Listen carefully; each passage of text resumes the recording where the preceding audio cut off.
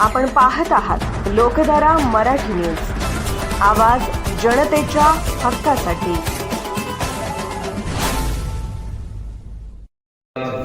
माननीय साहेब आणि सर मनोहर कोकरे साहेब, आमचे TVC मराठी उमदी, हे सगळेच पत्रकार बांधवाचा वेळ खूप झालेले आहेत, कारण 4:30 वाजता सगळी मंडळी पत्रकार या ठिकाणी उपस्थित आहेत।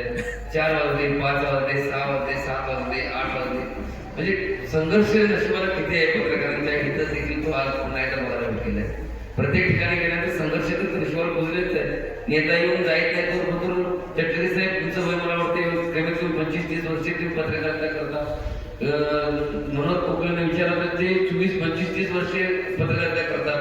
हे प्रत्येक मंडळी पत्रकारिता करत असताना या पत्रकारितेच्या माध्यमातून जर बघितलं तर मी 2017 पासून आपल्या सर्वांशी कनेक्टेड झालो आणि त्या माध्यमातून पत्रकारितेच्या अनुषंगाने बाळशास्त्री जांभेकर यांच्या जयंतीच्या अनुषंगानं आपण जेव्हा पाडगाव या ठिकाणी सुरुवात केली, आज देखील ज्या 2 पत्रकार सत्कार या ठिकाणी होते ते म्हणजे अगदी मला बरं वाटलं।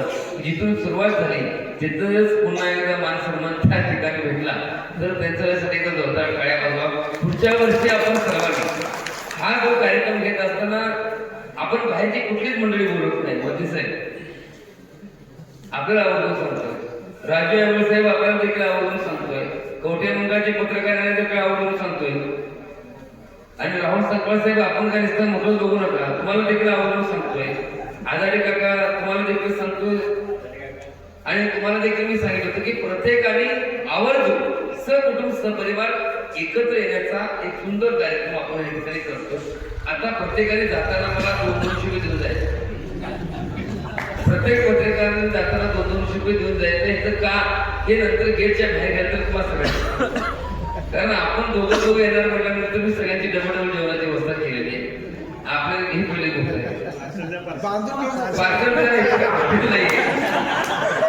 हे हॉटेल वरची गोष्ट नाही। आणि राजू साहेब आपण डायरेक्ट कोर्टात भेटायला यायला मी सगळं सांगितलं की हा कार्यक्रम जो आहे तरी आम्ही गेल्या अनेक वर्षी घेतो। पाटील साहेब या ठिकाणी आहेत, विजय रुक्मन साहेब आहेत, मनोहर कोकरे साहेब तर टीव्ही माझ्यासोबत सातत्यपूर्वक असतात। हा जो लढा आहे हे समाजाचा काहीतरी देऊ लागतं। जर तालुक्यासारख्या दुष्काळी भागामधून महाराष्ट्राच्या कानाकोपऱ्यावर पोहोचवण्याचं काम जर तुम्ही केलं असेल तर हे पत्रकार बांधव केले यांच्याकडे एकदा जोरदार टाळ्या वाजवा। आणि हा कार्यक्रम करत असताना बाहेरचे वस्तुमंडळी बोलत नाही, आमच्या विचाराची देवाणघेवाण झाली।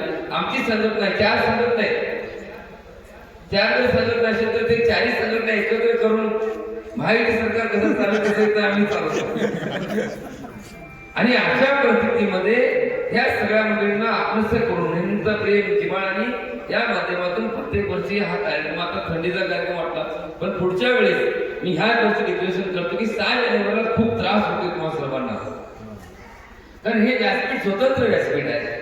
ह्या वेळेमध्ये पोहोचल्यानंतर जो 4 वाजता येतो त्यांना वाटतं की आपण लवकर जावं, 4 ते 5, 5 ते 6, 6 ते 7, 7 ते 8 वाजतात, पण वेळेच्या अभावी जमत नाही।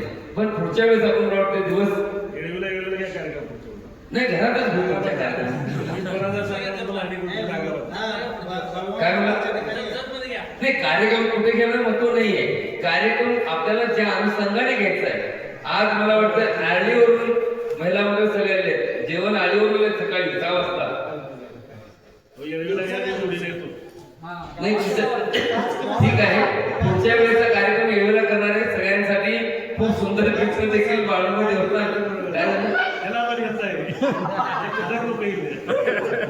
फक्त जेवण देणार म्हणतात, पण आपण मला आपल्याला एक सांगायचं, हा जो लढा आहे ह्या लढ्यामध्ये मुख्यमंत्री युवा कार्य प्रशिक्षण योजना, लाडका भाऊ योजना महाराष्ट्रामध्ये आहे आणि त्याला बळ देण्याचं काम देखील आपण सर्वांनी केलं। मी आपल्याला खूप वेळ झालेला आहे, मी जास्त काही सांगणार नाही, पण राष्ट्रीय संत गाडगेबाबांनी बऱ्याच संपत बागडेबाबांचा विचार डोळ्यासमोर ठेवत असताना समाजाचं काहीतरी देणं लागतो। या अनुषंगाने आध्यात्मिक क्षेत्रामधून समाजासाठी आपण काम करत असताना ज्या पद्धतीनं आतापर्यंतच्या कालावधीमध्ये माझ्या प्रत्येक लढ्याला खांद्याला खांदा लावून आपण सर्व मंडळी काम करत आलात, माझ्या सोबत आलात, त्याबद्दल मी तुम्हा सर्वांचं मनापासून आभार व्यक्त करतो। आणि या ठिकाणी कवठे मंडळ आहे, जत आहे, उंची आहे, त्याचबरोबर माडगाळ आहे, संक आहे, दरीवडची आहे, त्यानंतर मला वाटतं अजून मला डेव्हलपर आहे, एडवी आहे, या प्रत्येक भागातून आलेल्या सर्व पत्रकार बांधवांचं एका टायमाला होते आणि सर्वांचं मनात आभार व्यक्त करतो की आपल्याला येणाऱ्या काळामध्ये संघटित होणं गरजेचं आहे. संघर्ष करत असताना चुका अनेक होत असतात, पण त्या सगळ्या चुका पोटामध्ये घालून पाण्यातला मासा झोप घेतो कैसा जाऊन त्याच्या वंशात तेव्हा कळेल. आपल्याकडे जी लेखणी आहे ती खूप सुंदर लेखणी आहे. आपण आपल्याकडे जर पाहून बघितलं तर 100% चांगल्या पद्धतीचे आपल्याला विचार त्या ठिकाणी 100% दिसू शकतात. एक माणूस होता, रेल्वेतून प्रवास करत होता, तो हिराचा व्यापारी होता, खूप मोठा व्यापारी होता आणि व्यापारी असताना तो विकण्यासाठी हिरे विकण्यासाठी ह्या गावातून त्या गावात त्या गावातून त्या गावात जात असताना एकदा रेल्वेतून प्रवास करत असताना त्याच्या पाठीमागे चोर लागला आणि चोर लागल्यानंतर त्या चोराने त्या हिऱ्यावाल्या व्यापाऱ्याचा हिरा चोरायचा हे मनामध्ये ठरवलं, निश्चय परफेक्ट मनामध्ये केला. रात्र झाली, रेल्वेमध्ये तो दोघं चोर आणि हिऱ्याचा व्यापारी त्या ठिकाणी बसला. पुढच्या बाकावरती हिऱ्याचा व्यापारी समोर चोर बसला आणि दोघं बसल्यानंतर हा व्यापारी झोपणार, लगेच आपण हिरा चोरायचा हे मनामध्ये निर्धार केला. व्यापारी झोपण्याच्या अगोदर चोर त्या ठिकाणी झोपला आणि चोर झोपल्यानंतर थोडा वेळ झाला, रात्र झाली, बघता बघता सकाळ झाली आणि सकाळ झाल्यानंतर पुन्हा चोर उठला आणि व्यापारी देखील उठला. चोर परेशान झाला. त्या व्यापाऱ्याला म्हणला, दादा मी रात्रभर तुझ्यापाशी होतो, मी तुझ्या सोबत आहे, तू मला सांग तू हिरा कुठे ठेवलास? तू हिरा कुठे ठेवलास? म्हणला मी रात्रभर तुझं चोरी करण्यासाठी तू हिरा कुठे ठेवलास? तो म्हणला जरा बाहेर त्या खाद्या पाठवा बाहेर गेल्याने सांगितलं की तू हिरा ठेवला होतास कुठं? मी एवढा अट्टल चोर आहे पण हिरा मला सापडला नाही. त्यावेळी तरी सांगितले, अरे तू तुझ्याकडे जर तू 2 मिनिटं तुझ्या खिशामध्ये बघितला असतास तर तुला हिरा सापडला असता, तू कोठ्यावधीचा मालक झाला असता. तुझं आहे तुझं पाशी बरी तुला जागा चुकला असेल. आपण बाकीच्या गोष्टी करण्यासाठी आपण स्वतः खूप मोठे आहात.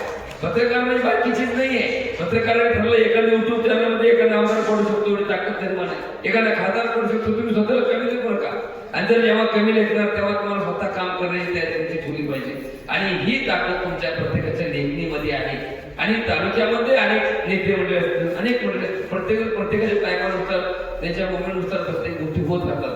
आपल्याला त्या गोष्टीची गरज नाही, पण समाजाचा काहीतरी देणं लागतं. जेव्हा जेव्हा तुमची गरज भासेल तेव्हा तेव्हा आपण 100% सर्वसामान्य माणसांना देखील आपण आपल्या पद्धतीने सहकार्य कराल अशी माफक अपेक्षा या ठिकाणी करतो. माझ्या सुरुवातीच्या पासून जेव्हा मी सुरुवात केली तेव्हा मला वाटतं अगदी आवर्जून नाव घ्यावंसं वाटतं की जेव्हा माडेगाव या ठिकाणी घाडगे आमचे फाउंडर मेंबर, आमचे फाउंडर सुरुवातीचे मेंबर म्हणजे कंपनी स्टार्टिंगचे मालक घाडगे साहेब कंपनीचे मालक. आणि दुसरे जोडीदार कोण? आता कुठे फाउंडर मेंबर केरापा होवाळे साहेब, हे दोघं फिक्स. त्यानंतर मग लगेच आमचे जतमधून जर आवर्जून बघितलं तर लाडका शिष्य, बघा नाव काढाय समूह आणि सगळ्यात जास्त जवळ तुझं TV1 मराठी. हे नशिबाला माझ्या कायम बोललेली माणसं, हे सगळे मंडळी सातत्यपूर्वक यांचं प्रेम, जिव्हाळा, भक्ती आणि ह्यांच्या सगळ्यांच्या सल्ल्यावरती त्यामध्ये सगळ्या सक्रिय झालं तर आपल्यावर तेवढं प्रेम निर्माण झालं की त्याचं कधी देखील आणि माझ्या प्रत्येक सुखदुःखामध्ये असेल किंवा तुमच्या प्रत्येक सुखदुःखामध्ये ही संघटना सातत्यपूर्वक येणाऱ्या काळामध्ये राहील. आपण मौल्यवान आहात, आपण खूप मोठी व्यक्ती आहात. आपल्या सर्वांचं कौतुक करावं तितकं थोडा मी तुम्हाला सर्वांचा मला साथ द्यावा वाटतो, पण माझा लढा अजून थांबलेला नाही. असाच लढा येणाऱ्या काळामध्ये प्रत्येक गोष्टीसाठी असेल, आपण सर्वांनी साथ द्या अशी माफक आपण या ठिकाणी करतो. नवीन वर्षाच्या तुम्हाला सर्वांना खूप खूप शुभेच्छा देतो. या कार्यक्रमाच्या अनुषंगानं आज सावंत साहेबांच्या पत्नीच्या माध्यमातून आज सर्वांना प्रत्येक पत्रकार बांधवांना एक छोटीशी गिफ्ट म्हणजे फक्त कपडे आणले आणि साडी मी डायरेक्ट घरला पोस्ट करणार आहे बहिणींना.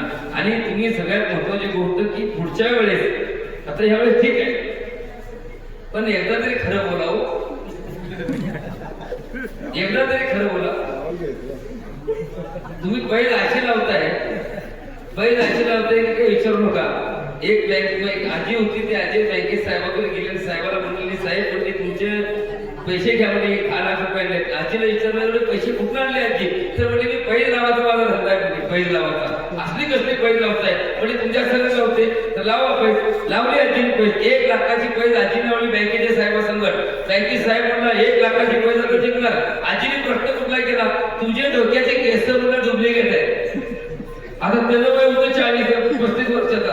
हे बघ म्हटलं आजी माझी डोक्याची केस. म्हणतात अरे मोठं बोलत नाही. नाही म्हणतात तुझी डुप्लिकेट आहे. उद्या सकाळपर्यंत वकिलाला आणते आणि मग तुझी केस चेक करते, मग पुढचं काय असेल ते. आजी घरला गेली 1 लाखाची पैसे बँकेत झोपलंच नाही. तिकडून तिकडून आता म्हणतात 10 लाखातले 9 लाख लागते आजीला. 1 लाख आपल्या पदरात पडते. एक खुश झालं बाबा. रातभर संपलं. सकाळ झाली. आजीने वकील संकट आणला. वकिलाला दाग पोचली. कॅबिन मध्ये आजी तारा गेली. डॉक्टर त्यामध्ये बँकेत साहेबला हो साहेब इकडे बाहेर. म्हणजे काय तुमची केस डुप्लिकेट आहेत कुठे? म्हणला माझी खरीच आहे. मी उकळून बघणार म्हणजे केस तुमची डोक्याची केस. अगं आजी म्हणलं केस उकळून नाही म्हणजे केस ओढून बघ म्हणलं काय अडचण नाही. 1 लाख मिळाले. साहेबांनी डोकं सुद्धा दिलं आजीचे. डोकं आजी धरलं. आजीने डोक्याला पाय लावला असा. इथं पाय लावला आणि केस ओढायला सुरुवात केली. आजीने केस ओढायला सुरुवात केल्यानंतर काय बाहेर वकील आला बघायला. तो वकिलांना भिताचं डोकं ओढवाला. आजीने म्हणली माझं केस तू ओढायला. वकील का केस ओढायला लागला? केस पडून घ्यायला लागलाय. डोकं का पडून घ्यायला लागलाय? त्यावेळेस ती आजी म्हणाली त्याच्या सगळं मी 5 लाखाची पैज लावली होती. बँकेच्या साहेबाची केस ओढते तुझ्या समोर. त्याचं 1 लाख 5 लाखातलं 1 लाख तुला देणार आहे आणि 4 लाख तुला देणार आहे.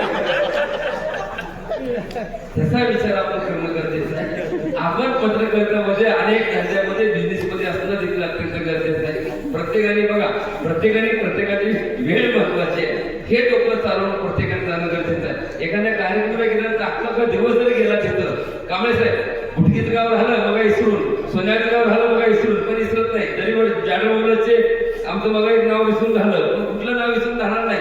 जेवण करताना 100% ना. कारण प्रत्येक भक्ताचं एक प्लॅनिंग असणं गरजेचं आहे. पत्रकारिता म्हणजे आपण आपली वेळ देखील असणं गरजेचं आहे. आपली टेंडन्सी असणं गरजेचं आहे. ह्या सगळ्या गोष्टी आपण पाळून येणाऱ्या काळामध्ये तो स्वाभिमान मात्र आमच्या पत्रकारांच्या माध्यमातून बघितला. जर पुढला माणूस तरी मोठा असला आणि त्याने जर आपल्याला एक कोणी वागून नाही दिली तर तू तुझ्या घरामध्ये मोठा मी माझ्या घरी चाललो. ही भूमिका देखील आमच्या ह्या तालुक्याच्या पत्रकारांची आहे. येणाऱ्या काळामध्ये अशीच होईल एवढी माफक अपेक्षा या ठिकाणी करतो. तुम्हा सर्वांचं दोघांचं आवर्जून तुमच्या दोघांचं आवर्जून मी मनापासून शुभेच्छा देतो आणि बाकी घरामध्ये जे बसलेले आहेत त्यांच्यासाठी उद्या सकाळी स्पेशल फोन करून त्यांना शुभेच्छा देतो. धन्यवाद. जय महाराष्ट्र. लोकधारा मराठी न्यूजला लाईक करा, शेअर करा आणि सबस्क्राईब करा.